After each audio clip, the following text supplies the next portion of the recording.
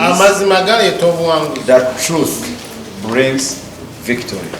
Amazima galeeta. That truth brings obuwanguzi. Victory. Twasoma mu kitabo kya Koseya. We saw in the book of Hosea. Essula 4. Chapter 4. Onyiriro olw'omukaaga. Verse 6. Koseya 4:6. Hosea 4:6. Wagambye bwe wati. This is what it says. Ti abantu bange. My people. Bazikiridde. They are destroyed. Olw'okubulwa okumanya. Because of lack of knowledge. Ti olw'okubanga ogaanye okumanya. But because you have denied knowledge. Nange ndikugaana okuba kabona. I also deny you priesthood. Era ndyerabira abaana bo. And I will forget your children. Akono ke kasinga okutiisa. That's the most fearful part of it. Katonda okwerabira abaana bo. God forget your children. Kintu ekyo kitiisa nnyo. That one is fearful. N'olwekyo nkukubiriza. I'm encouraging you omanye amazima ga Katonda. to seek the truth of God. Katonda aleme okwerabira abaana bo. God may not forget your children. Katonda aleme okukugaana. That God may not deny you okuba kabaka. to be a priest or a king. Okuba omugagga. To be rich. Okuba ekintu ekirungi kyonna. To be that which you are worthy to be. Mukama mulungi. Amen. Tujja genda mpola mpola. We shall go slowly okutuusa ne tunaatuuka. until we arrive somewhere. Era Mukama agenda kutuwa ekisa ekimala. And the Lord shall give us sufficient grace mubaka bw'olwaleero. in the message for today. Mukama waffe yeebazibwe. Amen. Haleluya. Amen. Amazima galeeta ki? The truth brings what? Obuwanguzi. Brings life. Tulabye ebintu bingi. We see many things ebiraga amazima bwe galeeta obuwanguzi. that shows victory. Omwana omuto agenda ku ssomero. When a child goes to school, aba talina ky'amanyi. he does not know anything ku lunaku olusooka. on the first day. naye olw'okutegeezebwa amazima. But because the truth is given to that child, agenda okumalayo ewiiki. but after a week, nga waliwo ekigambo ky'asobola he okwaka. can be able to speak a word kubanga ategeezeddwa amazima. because he knows the truth. waliwo abategeeza amazima. There are people who are taught the truth, nga naffe tuli beetegefu okugategeera. and when we must be ready to understand that truth. Mukama yeebazibwe. Amen. bwe wazaalibwa ng'ojja ku nsi. When you were born in this world, wali tolina amazima g'omanyi. you never had any truth you naye knew. bwe wajja ng'okula. But as you grew up n'otandika and you okubuulirirwa started to be instructed amazima g'ebintu bingi. in several parts of righteousness, olw'okubanga wabuulirwa amazima. because you are instructed in the truth, n'otandika okufuuka ow'eddembe. and you started becoming mu free bintu ebyenjawulo. in various kinds of ne things in bagamba your life. bambala bwe batyo olugoye. And they taught you how to dress, n'oyiga balwamba. and you now know how to ku dress. makya babuuza ku bantu. In the morning they greet people, n'obuuza abantu. and you start greeting people. eryenvu tebaliriirako They kikuta. don't eat the right banana with its peelings, n'osusanja eryenvu. and you start peeling the banana before you eat it. n'oyiga amazima bwe balya ffene. And you understood the truth how they eat a fig tree, a fig fruit. n'ogenda ng'oyiga ebintu bingi. You went on knowing so many other things. ekyavaamu ng'oli waddembe mu kulya ffene. Eventually you became free from eating oli waddembe mu banana. kulya amenvu. You received freedom in eating oli waddembe bananas. mu kwambala. You received freedom how you oli dress. waddembe mu You kwogera. received freedom how you speak and talk. kubanga wayiga amazima. Because you learned the truth, amazima ne gakufuula and the truth ag'eddembe. set you free. erinnya lya Mukama The name of the Lord be praised. amazima g'oganoonya. When you are the one to seek the truth. olumu ogateekamu ne ssente. The responsibility to seek the truth is raised on osobole you. okugafuna. Sometimes it's necessary to put in money erinnya lya Mukama that you can get the truth. bwe tugenda mu Yokaana When we see the book of John, 8:32 chapter 8, verse 32, bayibuli egambye the bweri. Bible says bwe this: mulimanya amazima if you shall know the truth, nga byafuula and the ab'eddembe. truth shall set you free. bw'otegeera amazima ga If you Katonda understand God's truth, otandika ofuuka ow'eddembe. you start receiving freedom. bwe tulokoka When we receive salvation, tetuba babuulizi, we are not preachers, tetuba bayimbi. we are not singers. naye bwe tugenda tumanya But amazima as we go on learning the truth, tutandika okubuulira ekigambo kya Mukama. we start preaching God's word. tutandika okuweereza Mukama. We start serving the Lord. tuyiga okusaba We can understand how to pray kubanga tuba twayiga amazima because we have learned the truth, agali mu bulokozi. which is in salvation, amazima g'obulokozi. the truth of salvation. erinnya lya Mukama lyebazagala mu kitabo kya The Bible says in the book Timoseewo. of Timothy, ekyo kye kirungi ekikkirizibwa mu maaso g'omulokozi waffe Katonda. ayagala abantu bonna okulokoka era okutuuka mu kutegeerera ddala amazima. Mukama yeebazibwe. bayibuli egambye the Bible says, mu kitabo kya Timoseewo ekisooka 1 Timothy chapter 2:3 and verse 3 says, ekyo kye kirungi and this is good, ekikkirizibwa mu maaso g'omulokozi and it's Katonda. pleasing before the eyes of the Lord our God, ayagala abantu bonna okulokoka who desire that all men be saved n'okutuuka mu kutegeera and they amazima. come to the understanding erinnya lya Mukama of lyebazibwe. truth. The name of the Lord be praised. Bw'olokoka When you get saved, olina okumanya amazima you g'obulokozi must know the truth of nga salvation, gava mu Bayibuli. the truth from the Bible. Bw'ogategeera When you understand that truth, otandika okunyumirwa you obulokozi, start enjoy salvation. otandika okuwangula You Setaani, start overcoming the enemy. otandika okuwangula ebirwadde. You start overcoming sickness. Lwaki obiwangula? Why do you overcome them? Kubanga otegedde Because you amazima. have understood the Erinnya truth. lya Mukama The lyebazibwe. name of the Lord be praised. Ekyombo kisanyusa nnyo Katonda. That one pleases God. Omusajja oba omukazi A alokose woman, a man will say, bw'atandika okutegeera when he amazima. seeks the truth and Lwaki finds it. Katonda asanyuka olw'ensonga? Why is God pleased? Kubanga amanya Because God nti knows omusajja ono kaategedde that this amazima. woman or this man, Tewali once he kigenda understands the kumulema. truth, he will not fail. Kyono kaategedde amazima Once you understand the agenda truth, kuwangula. that person shall overcome. Ekyo kye kirungi That is good. ekisanyusa Katonda. Pleases the Lord our Savior. Ayagala abantu bonna Would want all amen to be saved, okulokoka to be saved, n'okutuuka so that they got the level, ku mutendera to the level ogw'okutegeera of understanding amazima the g'obulokozi truth of that salvation, oba amazima ga Bayibuli the truth of the oba Bible, amazima ga the Katonda. truth of God. Erinnya lya Mukama The name of lyebazibwe. the Lord be praised. Bw'olokoka kiggwanira When you get saved, it is important okunoonya for you to seek n'okutegeera and to understand amazima ga the Katonda. truth of God. Bayibuli eyogera mu kitabo kya Bible Luka says in the book of 19, Luke chapter 19, Luka 19 Luke chapter 19, nti omusajja Zaakayo that the man Zacharias, n'adduka and he ran forth n'alinya and he omusikamooli climbed the tree, the sycamore tree. ng'ayagala okulaba Yesu I bw'ali. wanted to see what Christ was. Era bwe yadduka n'ayita mu And when kibiina he got past through the crowd, Yesu yamulaba and Jesus saw him, n'ayingira mu maka and he ge. went in his home, Omusajja ono Zaakayo this man Zacchaeus, n'alaba Yesu and he saw bw'ali. the Lord Jesus. Bwe yategeera amazima ago And when Zacchaeus understood that truth, abantu baafunamu. people benefited. N'agamba wabaawo omuntu amanja olukumi If there be anyone I owe, muwe 10,000 I am paying 4,000. genda lyazamanye miliyoni If emu anyone I cheated 1 million, muweezi. I'm paying 5 million. Omusajja ategedde He has amazima understood the nti truth. Yesu yasinga That byonna. Jesus is more Yesu precious, yasinga obubbi. is more very Yesu valuable, yasinga obuyaayi. more than theft,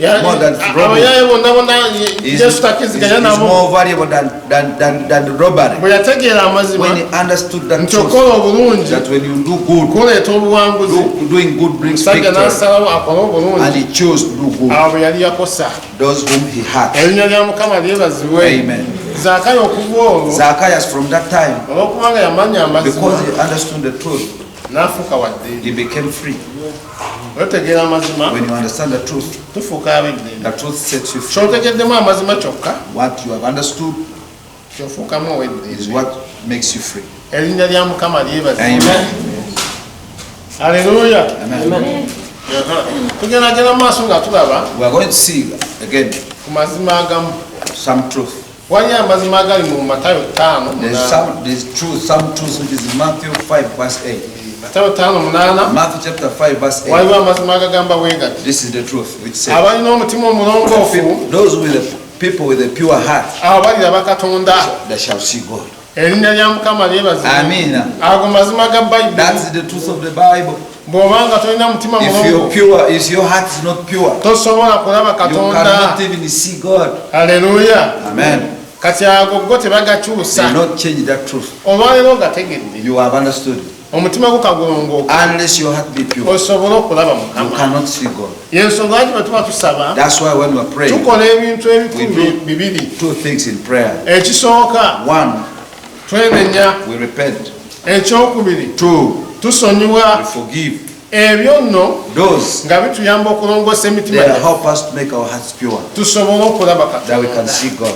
Mu kitabo kya Yakobo In the book of John, 4:7 James chapter 4 verse 7, nti mujeemulukukirenga Katonda that turn to the Lord musobole okulwanagana ne so Setaani that you can be able naye asobole okudduka. to overcome, to resist the devil, Ago nago so mazima. that the devil can flee from you. Okujeemulukuka Getting away from rebellion kitegeeza okwenenya, means repentance, okuva mu makubo amakyamu, turning away from your wicked okuva ways, Katonda by'atayagala turning away from that which God n'okola abhors, by'ayagala, and you do that which olyoka God ofuna loves, obuyinza that you can receive power power. obubanagana ne You can Setaani receive authority that asobole okudduka that the devil can flee away from erinnya you. lya Mukama lyebazibwe. Amen. Yensonga lwaki abooluganda That's why the reason, my brethren, bwe tuba tukola okusaba kwaffe oba puleya when you are praying, tutegeka bwe tuti prepare like this. twenenya We repent, ne tusonyiwa we forgive, bwe tumala okusonyiwa forgiving, ne tuyita omusaayi gwa Yesu call upon the blood of ne Jesus gutubikkako to cover us, ne gubeerawo cleanse ne us, tugenda ne tugoba emizimu and we can now cast away spiritual evil fire spirits. ne tugenda mu lutalo And olw'omwoyo we enter into more oil. ne tugamba gwe Setaani We can tell the devil gwe now, obulwadde sickness, gwe ebisiraani you curses, nvaako genda leave me and go. lwaki tukola bwe tuti Why do we do that? tuba tumaze Because we have finished okutegeragana ne Katonda and we have brought about understanding between us nga and God. tujeemulukuse We have turned away from rebellion. omujeemu A rebellious person tagoba Setaani cannot chase away his master, the devil, kubanga Setaani yaba mukama because we the devil is his master. ate Katonda And God, tawulira ssaala he y'ababi does not hear the prayer of an evil person. ensonga lwaki The reason why abantu abasinga many people, balwawo nga basaba they take long time Ne praying batafunamu. and they cannot get abantu ne anything. basaba So katono many people ask Ne for bafunamu. a small time and they receive the fruits of their prayer kubanga baba basabye bulungi because they have prayed well. mukama yeebazibwe Amen. buli okola ekintu mu nsobi Whenever you do something in error, ne bw'okitwala waggulu whatever you take it to what level, oddamu n'okimenya you come back and break it. omusajja bamuyitanga Yona There was a man called Jonah. katonda amutuma Nineeve God sent him to the Nave. namugamba genda He Nineeve said, go to the Nave obulire abantu bange and preach my people okusobya kwabwe their sin. omusajja Yona And n'agamba Jonah refused. n'addukira e And he Talusiisi went to Tarsus. ebyaliwo awo mubimanyi And the story you know. agudde mu nnyanja He fell in the sea. ekyennyanja kimumize The whale swallowed him up. bwe yali mu kyennyanja When he was in the heart of the fish, ayogera ebigambo bino and he spoke these words. ti Mukama Lord, laba eno gyendi you see me eno wansi ku inside nnyanja the stomach of a fish mu buto and bw'ekyennyanja under the sea. Mukama ndi eno Lord, I'm here. onsaasire Have mercy on me. mu kumusaasira yamugamba And the Lord forgave musuula him. eddakaawo In the next chapter, Yona Jonah, genda Nineeve go to the Nave again. obuulire abantu bange Tell my people okubuulira kwe nkugamba what I told you to tell them. teyatuusa He never changed it. katonda tabika ku God nsobi does not cover up your katonda sin. ajjawo nsobi He takes away sin. erinnya lya Mukama lyebazibwe Amen. Yona kye yadduka What Jonah escaped, ekyamuletera okumiribwa ekyennyanja the result was being swallowed by a big omulundi whale. guno This time, katonda amugamba God is reminding him, Yona Jonah, genda obulire abantu go and bange tell my people, okubuulira kuno kwe this nkugamba preaching I've told you to preach, bawone okuzikirira they may escape destruction. kitegeeza katonda teyajjawo teyabikka ku nsobi God never covered Jonah's sin. amuzzaayo eri Took him back to the foundation of his atereeze error, kyeyalimu that okutereeza he may repair what he did not repair. kama yeebazibwe Amen.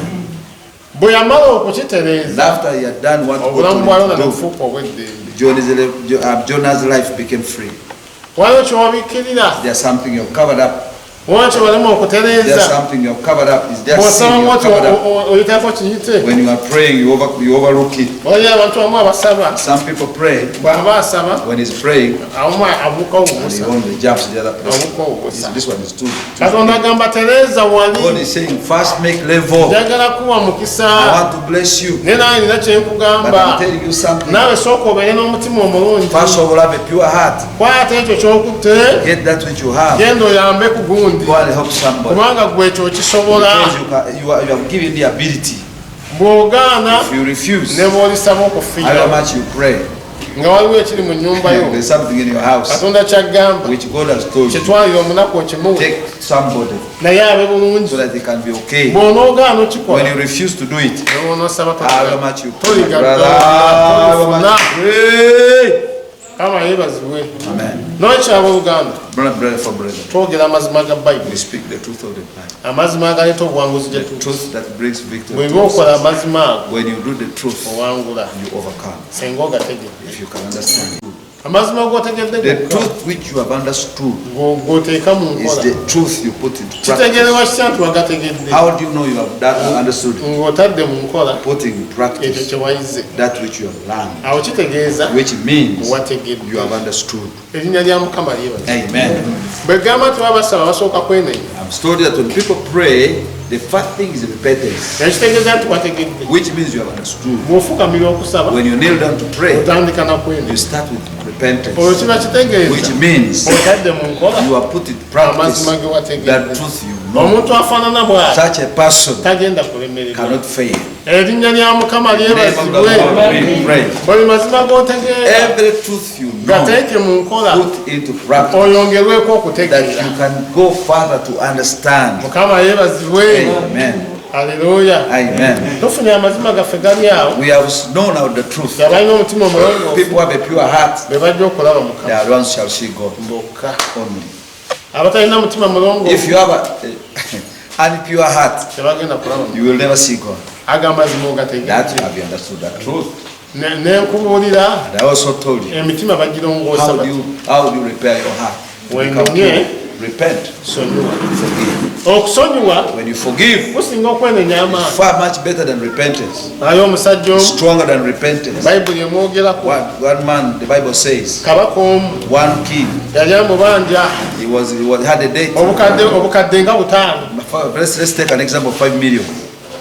kakati And neyeegayirira he knelt fell before the king. nsonyiwa Forgive my debt. nsonyiwa Forgive my debt. And he n'amusonyiwa forgave him. yali agenda musula mu kkomera And he was going to take him to obulamu prison bwe bwonna all the rest of his life. bwamala okumusonyiwa And after forgiving him of 5 n'asanga million, munne and he found his comrade, n'amubanja singi 1,000 and he had 1,000 debt, n'amukwata and amataali he held his neck, n'amutulugunya and he tortured him, n'amusiba and he held him fast, n'agamba nkutwala and taking him to prison. Right? abaabaddeyo eri And those people who saw bona asonyiyibwa being forgiven of 5 ne million, bamusanga and they saw him, ne baddusa obubaka and they took the rugambo, eri kabaka the king.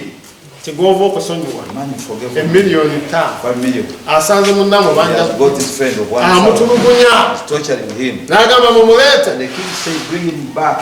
ne bamuleeta They took him back. olabugamba musajja gwe ng'oli mubi This man, nnyo wicked, genda mu kkomera go to prison obulamu bwo bwonna the rest of your life. bayibuli egamba Bible says, ne kitaffe bwati bwagenda the Alvin, our heavenly Father, abatayagala kusonyiwa is going to do like what they will not nga bo forgive. baagala And you okusonyiyibwa want to forgive, you will not forgive. talisonyiwa nate You will not forgive them singa again. bwakusonyiwa If he forgives nga and weenenyezza you repent gwe n'ogaana and you okusonyiwa refuse to forgive, naawe tali kusonyiwa the Lord will never forgive. osonyiwa ebibi byaffe Forgive our sins. nga naffe osonyiwa I will abakulu forgive them who sin against us. simanyi okawulire Have you heard that?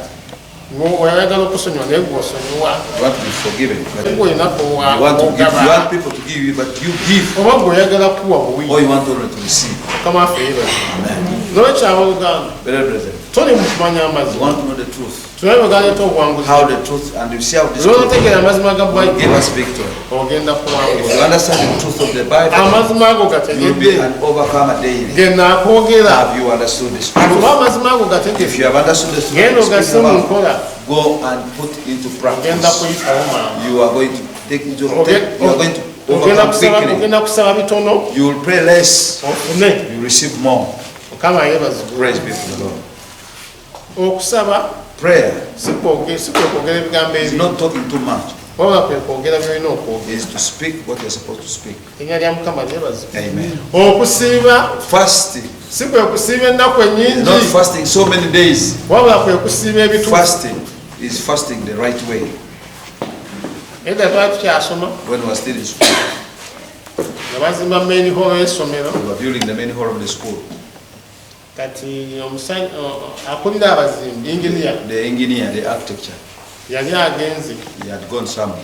kati nga bakazimbako buloka nnya They had Course nnya they kuva ku have, musingi. they have built about 4 courses from the foundation, ne bakola ensobi and they made an error. agenda okuma nga bali mu koosi munaana When he came back, there were 8 courses. bwe yatunula bwati And when he examined the building, nabagamba mu bimenyi he said, break it. nagamba kati seminti bomugaga And the time and the labor. uwaze mu bibyo kati nabwanju Yeah. tukozega kati ate We twazimbidda have finished building. nagamba ngambye mu bimenyi I said break. okusinziza ku butendeke bwange Because according to my way of technicality, sizimbira ku nsobi I cannot build in an error. eyo nsobi bweneesigala If that error remains, egenda kutta abantu bangi it will kill so many people. mukama yeebazibwe Amina. amazima gali nti The truth is, ensobi gy'olese the emabega error you have left behind eyegenda okubonyabonya obulamu bw'ebbanga it's going to cause your life misery. N'olwekyo The rest of your life. bw'obuulirirwa amazima If you are instructed in truth, tereeza ebyalima okutegeera please make level what was not level. osobole okuba n'obulamu That you obw'ekitiibwa can have life of mu glory maaso awo olaga before your life ahead. omumwa gwe bwe gunaasirika eri omwana wo If your mouth shuts up before your child mbu kubanga omwagala because you love that child so mbu much, kubanga omutya because you fear that child, mbu kubanga ajja kubula because the child will get lost byonna byonna nga bwe biri as they are all. ensobi gy'okola That error you have made, egenda kukaabya amaziga you will cry mu maaso awo there in the future. mukama yeebazibwe Amen. amazima galuma The truth is so painful, naye galeetedde but it brings freedom. si buli ekiwoomerera Not everything that is sweet or nice or delicious kiki ekirina omugaso is what is when it brings benefit. ekyomugaso kiba kya mugaso That which is beneficial. oba kikaawa Whether it is sour, kiba kya mugaso it's beneficial. oba kiwoomerera Whether it is sweet, kiba kya it's mugaso beneficial. mukama yeebazibwe Amen. kyova ateyambira ddagala That's why no one takes medicine while smiling. tewayeguma kuba mpiso n'aseka No one is injected and he feels sweetness during Nsawo, the injection. kano That's sweet. The injection is so nice. bw'ofaana wo tewakuyita musiru If you inject you and you start laughing, the doctor will be surprised. wadde tokabye kuleekaana Even if you have not cried so naye much, n'okutuusa ku face but the face will change. nenyigibalamu The face will have to turn a bit amazima gayingira and the tooth is entering. Will take away the life. Haleluya. Amazima nga gayingira obulamu bwo When the truth is entering your life, tosobola kuseka busesi you cannot just laugh away. baabeerako ewaffe eyo twali They were a neighbor. omu n'alwala ejjute One had a boy, n'alwala n'eryokubiri the second boy. mukama yeebazibwe Amen. ne bafuna oluuma nga bawutadde mu gundi And lw'engeri they got the fork of the fork of a bicycle. najja n'alumuyisaako Inside fire. n'aleka And shout. nange nenzibiriza I also closed my eyes. amazima gali gaali gayingira That truth was nga entering. twasobola kutuba No bulungi one could look well. haleluya n'oluvannyuma lw'ebyo After that, oluvannyuma ennaku bbiri after 2 days, omusajja ng'awo the man was healed.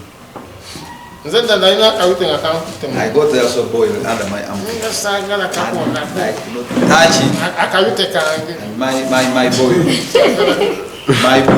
n'olwobutayagala kakondako But because I didn't want anyone to omukono touch gwali it, tegukyabeera mu mbeera my hand could not hold mwengiramu anything.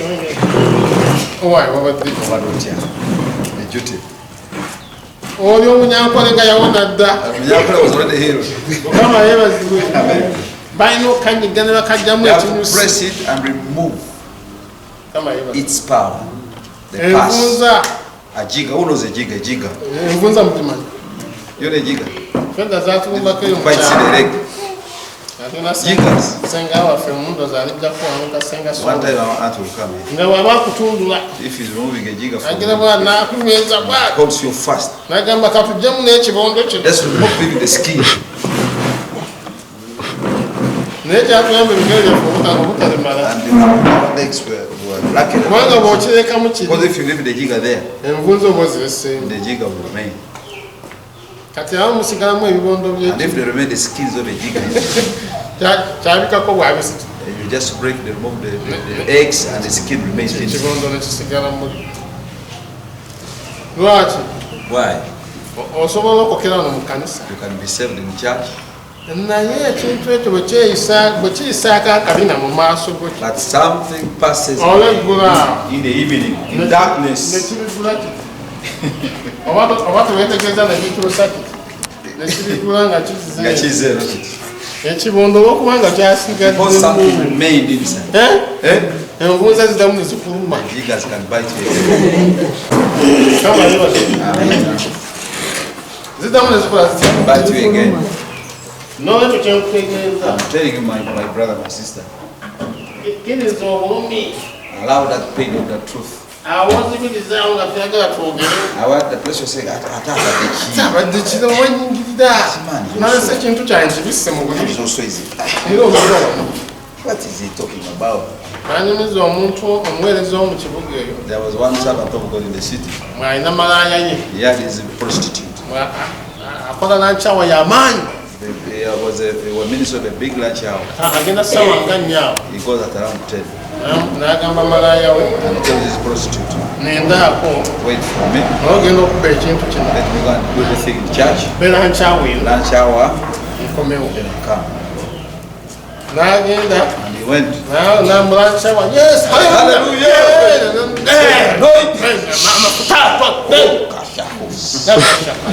But then, Mama, not you were Bring the offering. Nagamba, we were receiving a million. How much was it? 2 million. Giving a quarter, Girema. giving a quarter, someone Yes, it's bad. It goes back. to Mazochikuba. Mazochiku. Hallelujah. Echibondo kyasigadde wali And the mulumbu. skin remained in the Echibondo house. kyasigaddeyo. The issue was in the house, Kimulinze. waiting for him. Otasobola kutereera. You cannot be okay. Erinnya lya Mukama lyebazibwe. Amen. Bwe tulimanya amazima, You shall know the truth. tulifuuka The ab'edda. truth shall set you free. Amazima g'otegedde, The truth that you know, gokka ge gakuyamba. that can be beneficial. Tugendeko mu Mateyo 8:23. Matthew chapter 5. Tufuneyo amazima amalala. And you see another truth. Tuli mu kumanya mazima, You want to know the truth? nansuubira olina ky'oyiga. Let me hope you are learning something. Nze njogedde. I'm speaking forth. Matayo 8, Matthew chapter 5, 23. verse 23. When Jesus rises up, Abalabe basaasaana. the enemy is scattered. Ge mazima gennyini ab'Oluganda. That's the very truth. Katusomeko wano tulabe. Matayo 8:23. 8:23. Abayigirizwa be ne bagenda naye. Omuyaga mungi ne gujja mu nnyanja. Amayengo ne gayiika mu lyato. Naye nga yeebase. Ne bajja gy'ali. Ne bamuzuukusa. Nga bagamba nti, Mukama waffe tulokole tufa. N'abagamba nti, kiki ekibatiisizza abalina okukkiriza okutono. N'alyoka agolokoka n'akoma ku mpewo n'ennyanja n'eteeka. Mukama yeebazibwe. Abooluganda waliwo amazima amalala. There's another truth here in Matthew chapter 5, verse 23 to 27. Gagamba bwe gati This truth says nti Yesu bw'agolokoka that when Jesus arises, abalabe basaasaana. your enemies are scattered. Naye gw'olina omugolokosa But you are the one to wake him up. abeerawo awo He is always present, ng'akulinda omuyite. waiting for you to call Kubanga him. ekigambo kye kigamba Because his word says, mpita call on me, nange naakuyitaba. and I shall answer you back. Olw'okuba Peetero alika yali akimanyi Because Peter knew it. bwe yalaba nga bafa When he saw them dying, ng'embeera the bayitiriddeko situation was obubi becoming worse. n'amugamba Mukama waffe Called upon the Lord and said, Lord, golokoka arise, Lord. tusaanawo. We are perishing. Mukama yeebazibwe. Amen. Amazima gali bwe gati The truth is, bw'otaamugolokose when you don't awaken him, ajja kwebaka he will continue sleeping. bw'onooba ofa When you die, akuveemu you will die, bw'ogende. and you shall go. Mukama yeebazibwe. Amen. Mulimu gwo It is your duty okufunayo obudde to get time, okukoowoola Mukama. call upon the name of the Lord. Haleluya. Amen. Bw'ofuna obudde When you have time, koowoola Mukama. call on the Lord. Bamukoowoola batya? How do you call on the Lord? N'awulira. And he hears. Ebintu twabyogeddeko We have already spoken of them. kusonyiwa You forgive na and kwenenya. you repent. Bw'omala okukikola After purifying your heart, muyite call the Lord. agenda kuwulira. He's going to hear you. Ogenda kuba osaanidde You will be worthy okubeera nga gw'omuyita. to be the one who calls him. Mukama yeebazibwe. Amen. Amazima galeeta obuwanguzi. The truth brings victory. Amazima gatufuula The ab'eddembe. truth gives us freedom. Amazima gokka g'omanyi It's the truth that you know, y'eddembe ly'olina. the freedom you have. Tosobola kusukka You cannot be ku beyond mazima ge the wategeera. truth you know. Haleluya. Amen. Amazima ge wategeera go The truth which you know ge gakufuula. is what brings you freedom. Okola mulimu ki? What work will you do? Oli musomesa. You're a teacher. Wategeera mazima ga Understand kisomesa. the truth of teaching. Tosobola kuba dokita. You cannot be a doctor. Kubanga amazima ga dokita Because the knowledge of doctor, you tewagamanya don't understand it. era weetaaga And you okugenda need to go ewa dokita to the doctor eyategeera who amazima understood the knowledge of doctor, ag'ekisawo. the knowledge of doctor, to being a doctor. Mukama yebaziwe. Amazima g'olina gokka The truth that you hold in your hand, oba ge wategeera the truth you comprehend, togasukkako. you cannot go beyond Bayibuli egamba your truth, you know. mu kitabo ky'engero The Bible says in the book of Proverbs omuntu bw'alowooza mu mutima gwe that as a man thinketh, era bw'atyo bw'ali. so shall he be. Erinnya lya Mukama lyebaziwe. Amen. Wategeera mazima ki What truth do you know? gakuzimba With what truth has built you up? era okoma That's why you belong. okuggyako ng'osazeewo Unless you make a choice ogende otegere ku mazima to amalala. understand other truth at higher level. wategeera gakuvuga Do kagaali you know the truth of riding a bicycle? era tosobola You kusukkawo cannot go beyond that kuggyako ng'osazeewo until you decide ofune ku mazima g'akapikipiki. the truth of a border pichi. wategeera ga Do pikipiki you understand the knowledge of a car, of a border? tosobola You kusukkawo cannot go beyond that okuggyako ng'osazeewo until you make a otegere choice ku mazima to go to the truth ag'okuvuga of emmotoka. understanding how to drive a car. ate waliyo emmotoka And there are different kinds of cars. ne bayita eya manual There's a manual car ne wabayo and automatic. there's automatic car. omuntu yategeera amazima The g'automatic one who knows the knowledge of driving an automatic car n'omuteerawo manual and we put a manual car, tagisimbulawo he cannot take it forward. newankubadde zonna mu motoka. Although they are all cars. ate yategeera amazima ga manual And he who knows the knowledge of the manual, olw'okuba yonsukulumu because it's a little bit higher, bw'omuteerawo automatic when you bring the automatic car, avuga he buvuzi. just drives it. waliwo amazima amasukulumu The truth which is above, gw'osalawo you are the one to choose okubaako amazima to seek g'otegeera. some kind of knowledge you know. ne piloti A pilot avuga ennyonyi of an aeroplane, era naye aba n'omusaayi mumyufu he has the blood like yours, n'agenda ne mu ttooyi and he also goes to the toilet like you do. era alina okuba bw'aba agenda wali okuvuga ennyonyi But when he's going to go right to asookako mu he katoyi goes to the short call or long call, n'ebimuvaamu biwunya and what comes out to him smells n'okusinga ebibyo. maybe more than even yours. naye ekikulu But the most important thing, yasalawo he decided okubaako to amazima seek some knowledge gyategeera. which he ekyo understood. kyakusingako That's the difference between you and him. mumusumagire. Amen. kama yeebazibwe Amen. mulizuukuka You will wake up later,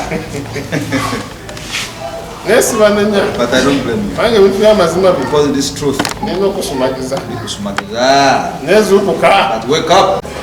ani asalawo okutegeera amazima He who chooses to take the truth, gwe you genda ng'oyongera ku mazima add on the truth, you know, osobole okufuuka ow'enjawulo. that you can become different. tobeera ku kalimu kamu Don't choose one thing every time. yigayo n'ekintu Learn ekirala something new, baako ekirala ky'otegeera something you learn, obeere ng'oli muntu omu that you can be one person, naye ng'okola ebintu but you bingi. can be doing so many.